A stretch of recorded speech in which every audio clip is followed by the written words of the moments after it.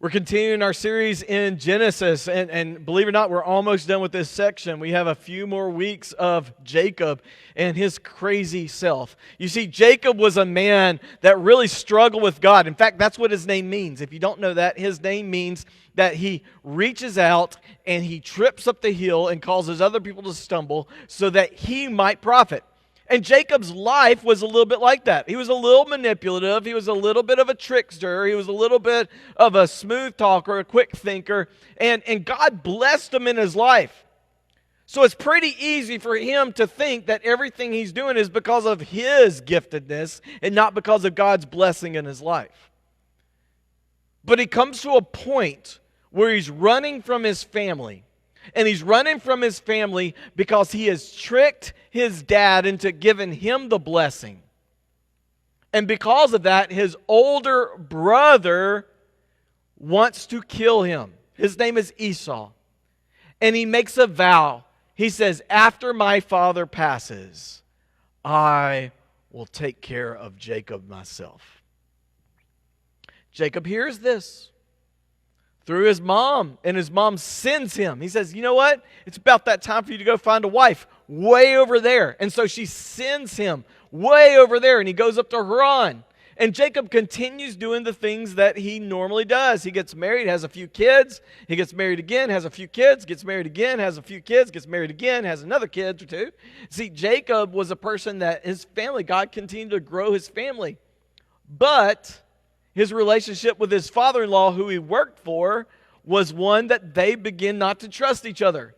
And there was so much tension built up that Jacob had to flee from there with everything that he made. And God made him incredibly wealthy. So he fled. And last week we looked at the fact that his father-in-law finally chased him down, and they had a head-to-head meeting. But Jacob trusted God. And they ended up departing. And that night God met him.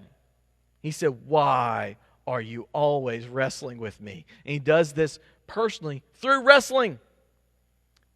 And then finally Jacob realizes he gives up everything else. As he's holding on to all the other possessions and blessings that he wants, he finally just lets them all go and he holds on to God. And he says, I will not let go until you bless me. And so God blesses him by changing his name. He says, your name will be Israel, no longer Jacob, because Jacob means tripping people up so that he can ultimately get what he wants. But now he's going to wrestle and strive with God instead. His focus should be on something different. Now, we are going to look at a story where Jacob's faith is tested. And to be honest with you, I have no idea if Jacob's grown or not. It looks like Jacob's grown, but then he takes a step back. Then he takes a step forward, trusting God. Then he takes a step back. Then he takes a step forward, trusting God. Then he takes a step back. It's almost like he's just a normal Christian person, right? Yeah? Yeah? You ever made a vow for God, I'm going to follow him, and then you take a step back and you run from him, you hide from him. The very thing that you promised you would be committed to is the very thing you kind of retreated back away from. You ever done that? That's Jacob. And so we're going to see this. And in fact, when God changes his name, there's really only one other man that God changed the name of in our story so far, right? And that was the name Abraham. Remember, Abraham's name was Abram prior to that. But once God changed his name to Abraham, his name never goes back to Abram. However, in the story of Jacob, when God changes his name to Israel, guess what? His name Jacob is mentioned 45 times, but the name Israel is mentioned 23 times after this. He goes back and forth, back and forth, back and forth. And I believe that's an explanation of how he struggled with God. So this name is the very name the nation of Israel received, that he would strive and struggle with God. And when they were close to him, they would experience blessing and joy. But when they resisted him, they would always be corrected because God wants them to trust him. And so that's where we are now. The last thing Jacob heard was that his brother was coming with 400 men to come see him. I don't know about you, but if 20 years ago I had heard someone say that they're going to kill me, and then I come back 20 years later and my own scouts that I sent down to go meet him comes back and says, yeah, Esau is on his way here and he's coming with 400 men, I would think, uh-oh. And that's where we pick up today. So we're in Genesis 33:1. And what you're going to see is last week, Jacob and Laban had a confrontation, and their confrontation is different than the confrontation that Jacob and Esau have. And so we're going to look at the differences. All right? I think I've given you enough time to turn to Genesis 33. Jacob looked up, and there was Esau coming with his 400 men. And so he does something. So he divided the children among Leah, Rachel, and the 2 female servants who were also his wives. And he put the female servants first in front with their children. Then he put Leah with her children next. And then he put Rachel with her son Joseph in the rear. Fairly typical Jacob, right? Like he would put his favorite thing in the very back so they could escape in case there was some danger right here. But, again, we can't figure out Jacob, and that's part of this story. Instead of Jacob being in the back like he originally planned, he does something different. Jacob goes to the front.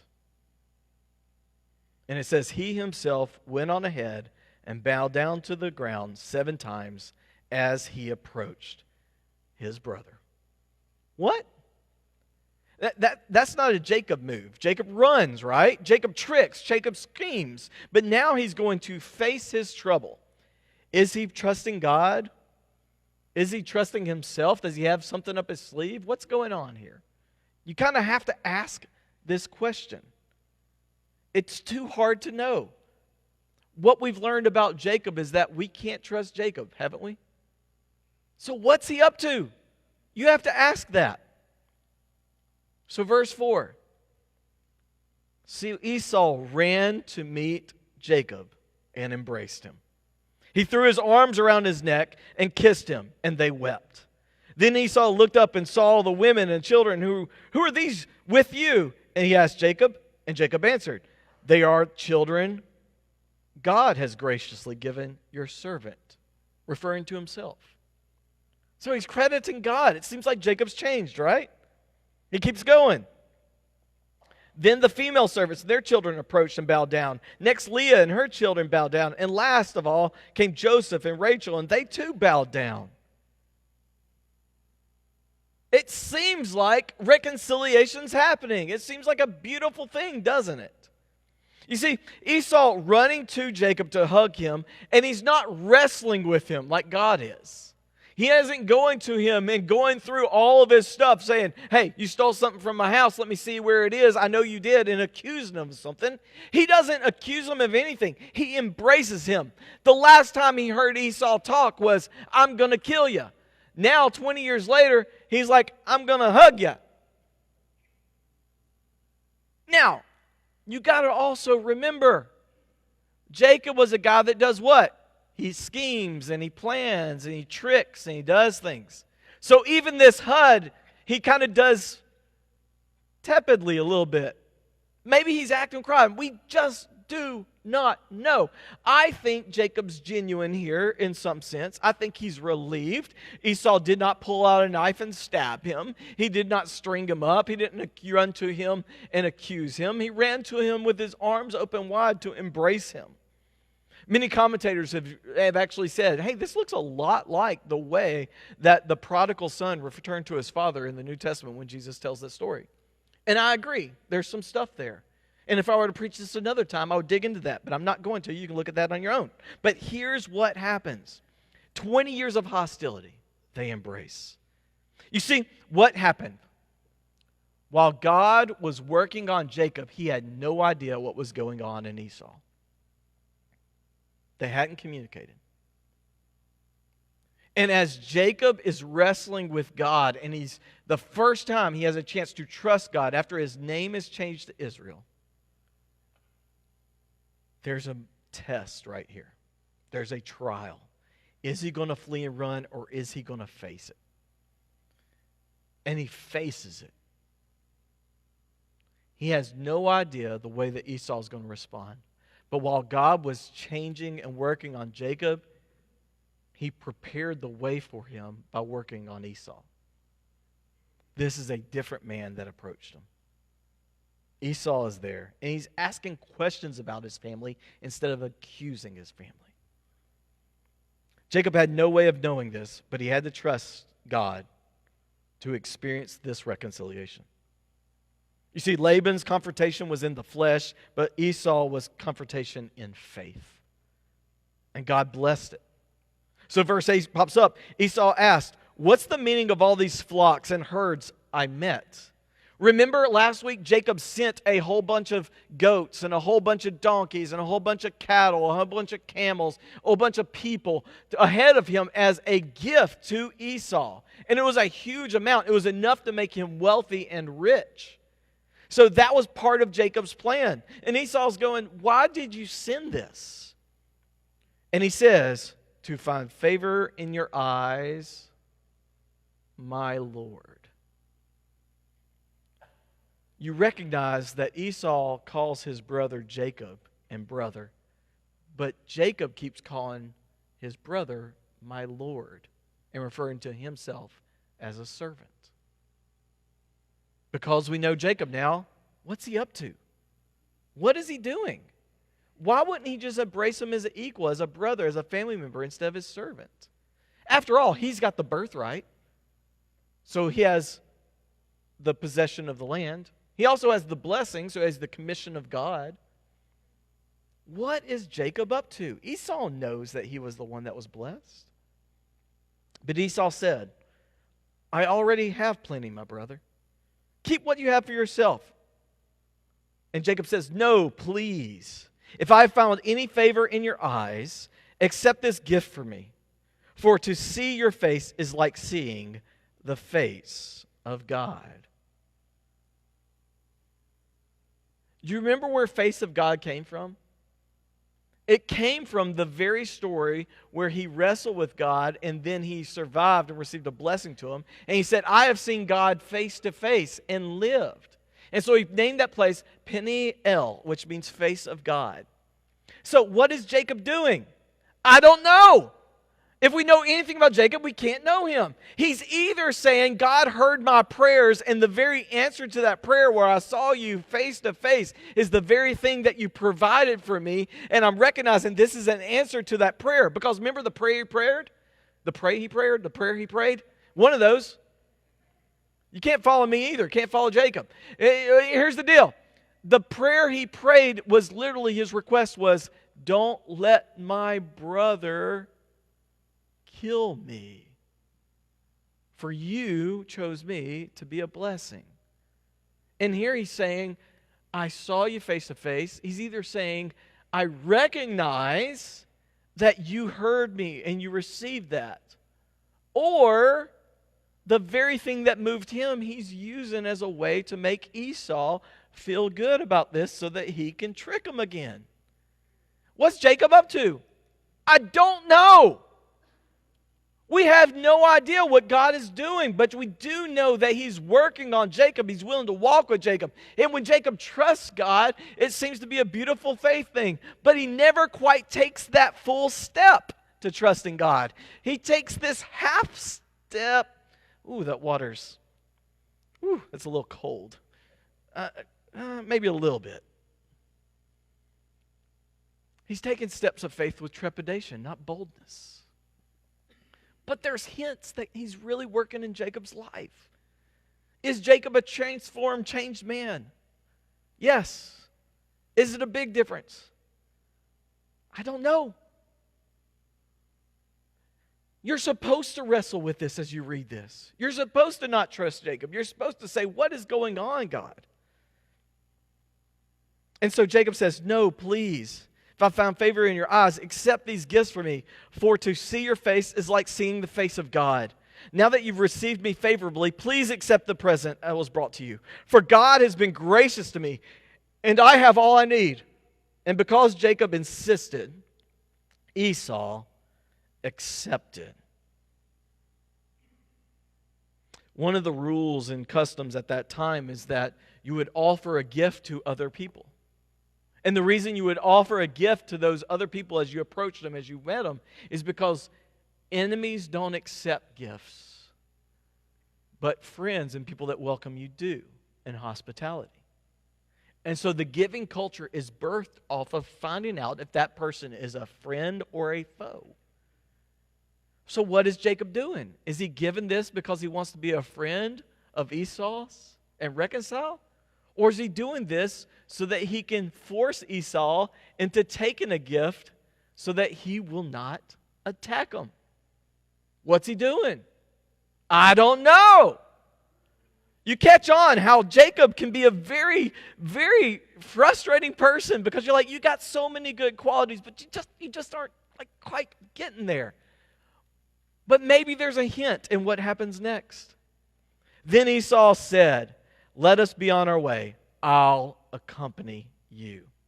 But Jacob said to him, "My Lord knows that the children are tender, and that I must care for the ewes and the cows that are nursing and their young. If they are driven just too hard, in one day all the animals will die. So let my Lord go on ahead of his servant Jacob, while I move along slowly at the pace of the flocks and the herds before me, and the pace of the children, until I come to meet you, my Lord, in Seir." This sounds reasonable, right? I mean, after all, what did God call Jacob to do? To go back to the land. And Esau is trying through his friendship and reconciliation to bring him back to the land of Seir. And you might be thinking, well, that sounds nice. He should go with him. But that's not the land of Canaan that God promised. And so what happens? Verse 15, Esau said, "Let me leave with some of my men with you." And Jacob said, "Why do that? Just let me find favor in the eyes of my Lord." So that day Esau started on his way back to Seir.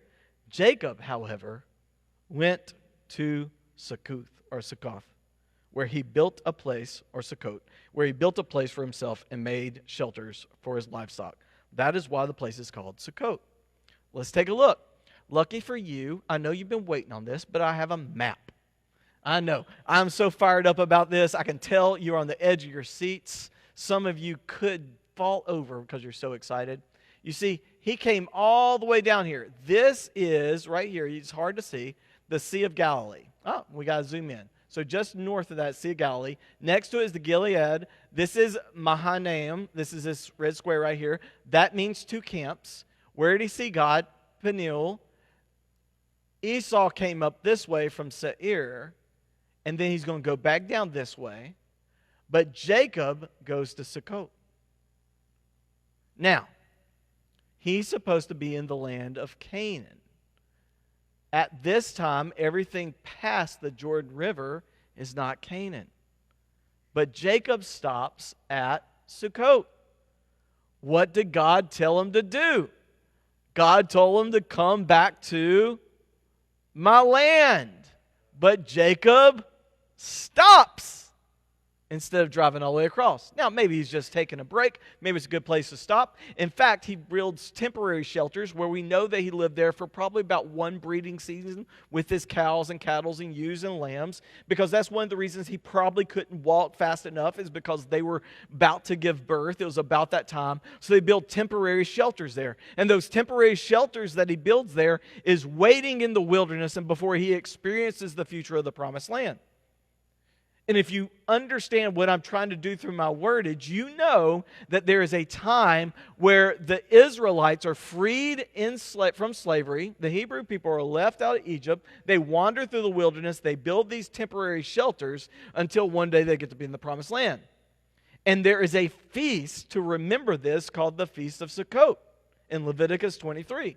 And so every year during the fall, they would do this. And it was anticipating that we are living in the wilderness now until one day we'll be a part of God's kingdom in the future. So these are temporary shelters for us until we get to meet with Him forever. So Sukkot has a lot of different meanings. Here he builds these these like temporary shelters for his animals and different people so they can have babies and those sort of things. So, do you think Jacob is going to obey God and go into the land? That's a good guess, but you're wrong. He is. He is going to go. Now, let me ask you this. When he was at Bethel, he said he would come to Bethel and he would what? Offer a sacrifice to God.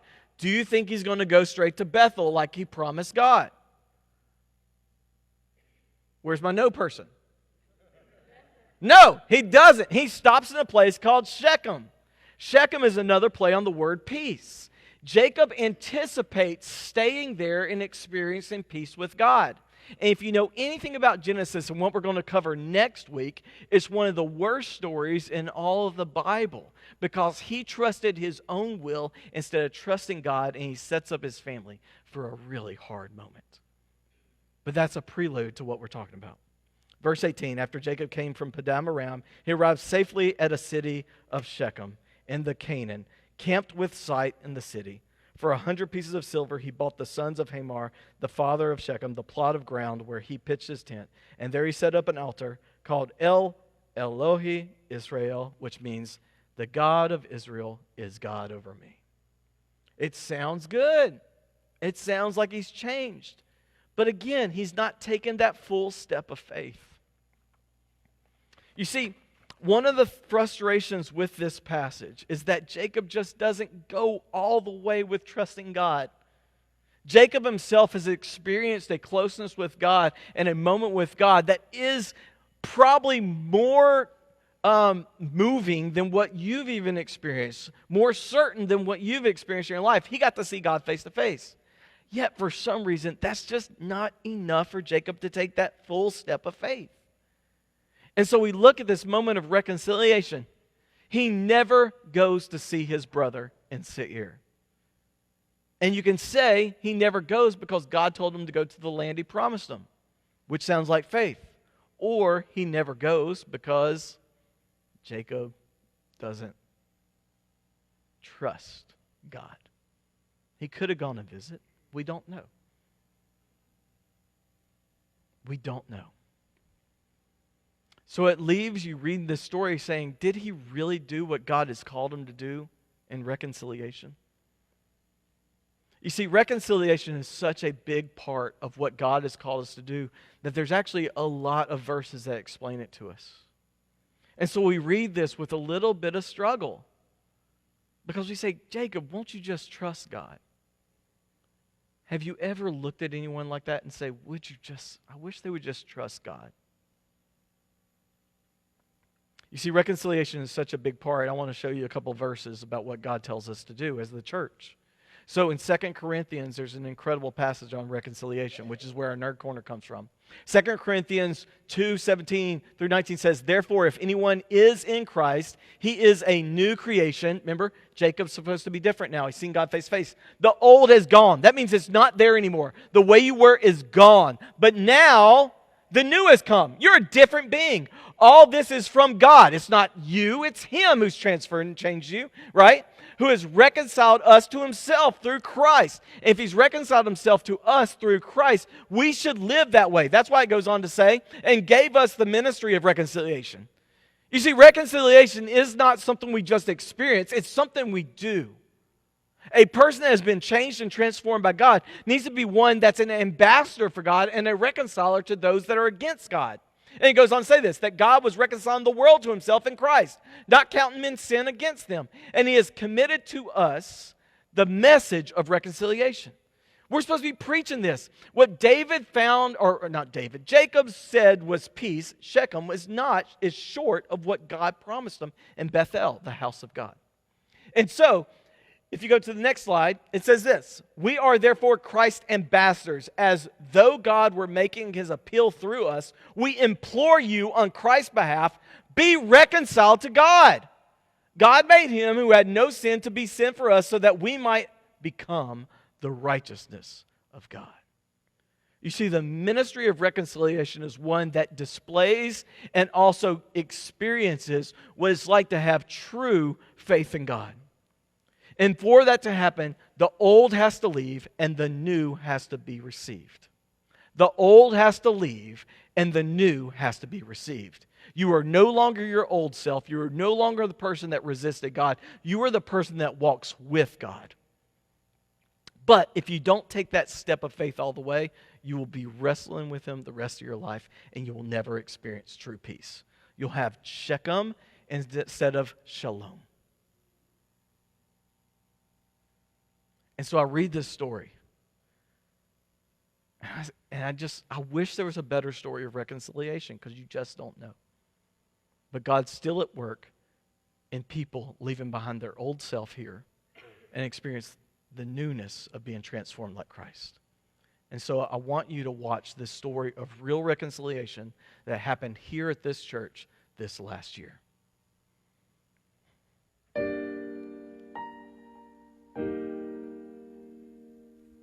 Hi, I'm Angela Pittman, and I wanted to share with you probably the second most important thing that's ever happened to me on my faith journey.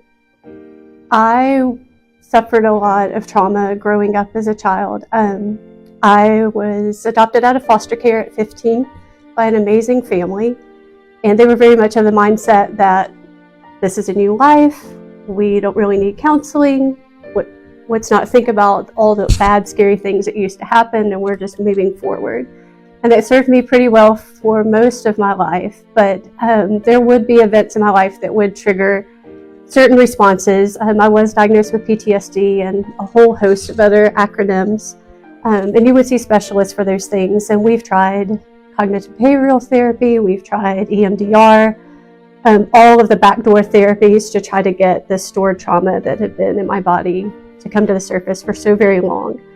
And none of it worked. And so I had a lot of physical ailments too because of it. But when my physical ailments were healed, I think that was God's opportunity to start to work on the more emotional parts that was holding me back and that I hadn't really truly experienced healing in.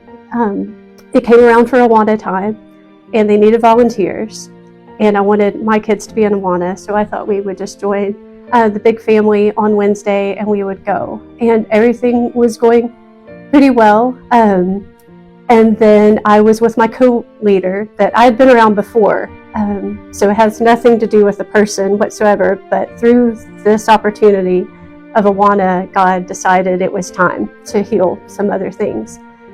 And out of the blue, just the sheer hearing of this voice, my co-leader's voice, just physical struggles started happening in my body. I wasn't really in control of being able to hold anything. I couldn't speak, and just paralyzed. And so I got through class and thought that was bizarre, and thought first day jitters, kids can be noisy. I was nervous, maybe dehydrated, so I thought it was going to be fine. But then it happened again. And so I get through as best as I can the next Awana, and I thought that was very strange. And then I joined a Sunday school class, and I was excited to have my first Sunday school class experience at Manchac. And my co-leader was late. It came in a big, wonderful, booming voice that I find wonderful now. Was like, "Sorry guys, I'm late." And I had another very real physical medical incident at church. My name is Jeremy Davis, and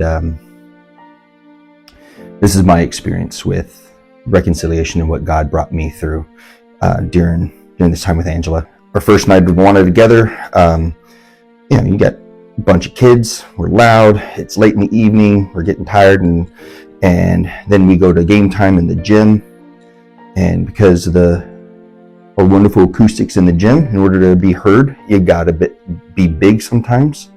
And so I'm the natural to be in there to project and to gain attention, and I had no idea that I was causing this reaction in Angela. And then again, like the Sunday school program that we joined in, I was really looking forward to learning from Ron Prince, and I didn't know who else was going to be in the class. I remember coming in announcing, "Sorry, I'm late." And then shortly after that, I remembered seeing Angela step out, but I thought she just received a phone call. I didn't think anything significant of it at the time. Then I started to piece together, there's something here, it's not his fault, but there's something being teased to the surface that needs to be dealt with. At the same time, there was a choice made in the moment, in the heat of a moment, and after counseling with senior staff and prayer, decided maybe it was time for a sabbatical. So my co-leader stepped away, and then I was able to continue with Awana. I got moved to another class, but was still operating in that capacity, and everything seemed to be going pretty well. But I still wasn't really sure what this was all about, and so I just kept praying that God would reveal what it was about, because it most certainly was not the person. Got a phone call from one of the deacons.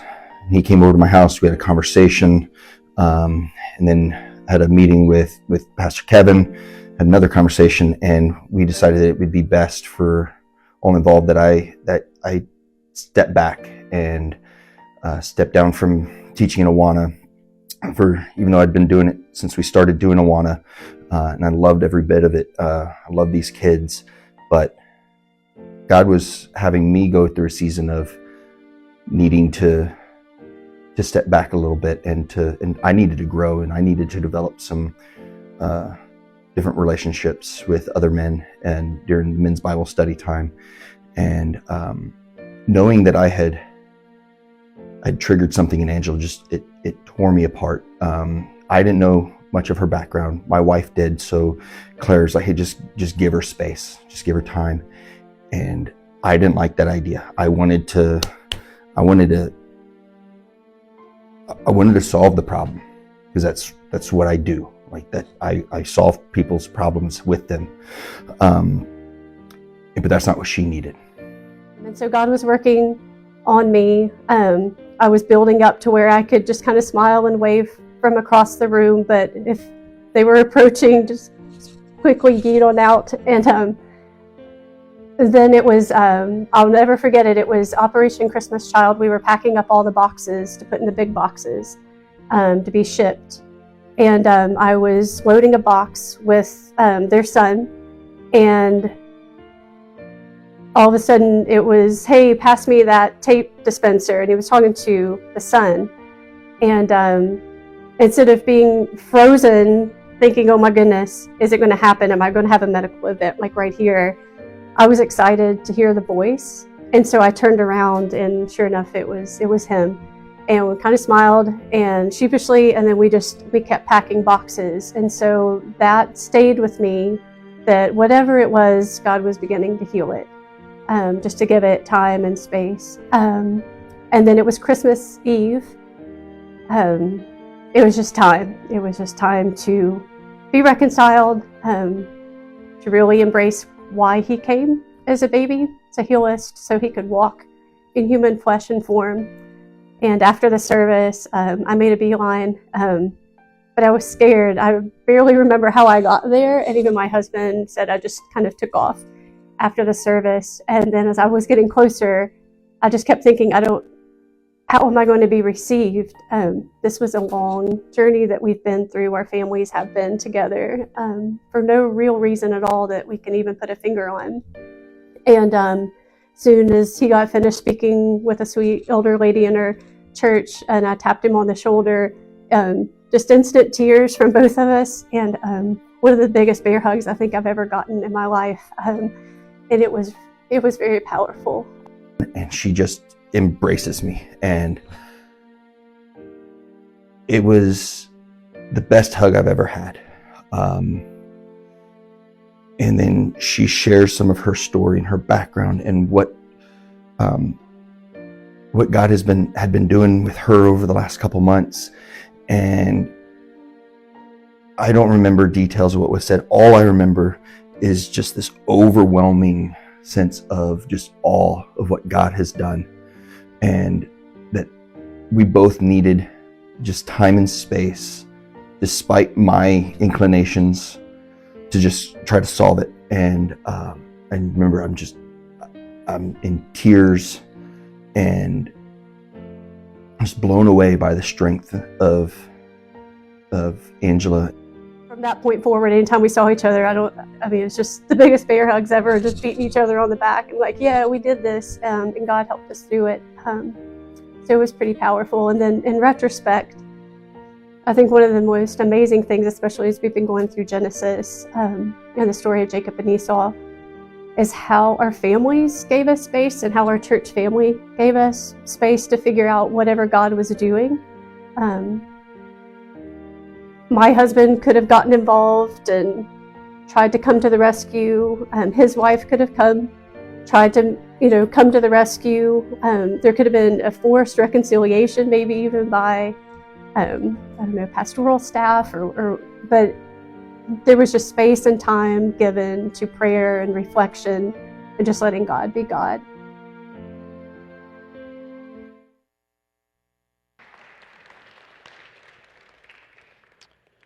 And that's what the message of reconciliation looks like. There are so many stories we can talk about this. I don't know if you know this or not, but there's this big debate about how many boxes we put up on stage because it's so hard to get them off. And I don't know why, but I was like, no, we have to put the boxes on stage. We just have to. No reason other than the fact that I just like the way they look. And I said, we'll get people to stay around after church and do it. And so we made the call and people did it. Little did we know that was going to be the catalyst that led to God healing the relationship between two people that love Jesus Christ so their families can know what reconciliation is like. There's these little moments in our lives, and we all get them. You can then choose to be faithful. You can choose to be halfway faithful. Or you can choose to be your old self, which you were called out of. What's going on in your life now? Who do you need to prayerfully seek reconciliation, but also be patient enough to let the Lord work on the other individual? Because you never know what they're going through.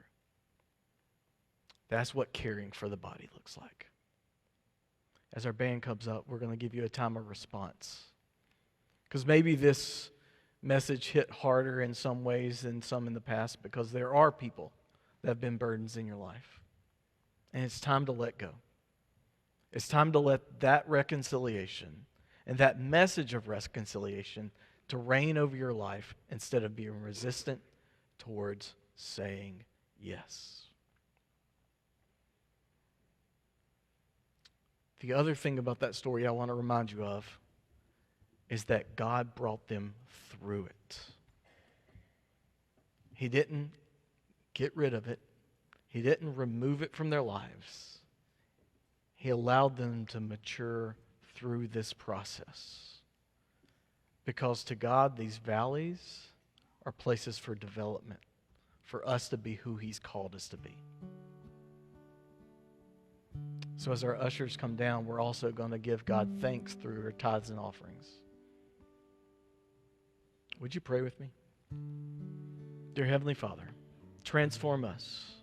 Help us to no longer to be our old selves, but let us walk anew and use these tithes and these gifts and offerings to declare your name, for you're the one who deserves all the glory. It's by your Son's name we pray. Amen.